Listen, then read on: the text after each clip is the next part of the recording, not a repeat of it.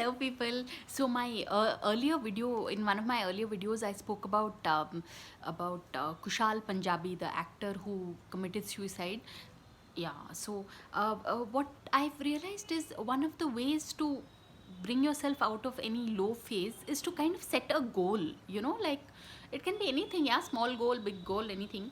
No, the reason I'm saying all this is an idea and a technique I learned from this book. It's called Invincible Thinking by Master Ryoho Okawa.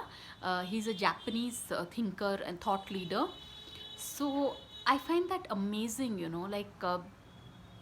because what happens is people who slip into any kind of depression, it's like you somehow believe it's the end of the world. That's how you fall into the depression. But Master Ryoho Okawa says that you should just, it's, I think at some level setting a goal is like, if you've fallen into a well, it's like getting a rope and climbing that five steps.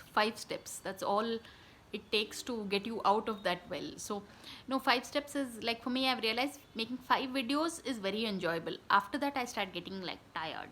So really, people, take up anything.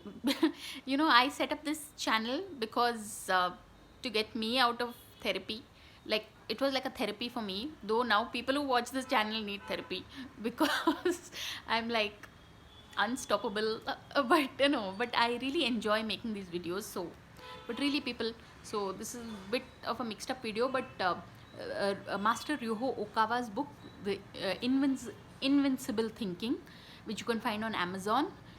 These are books that anyone who's going through a slightly rough phase should read, because it can make a world of a difference.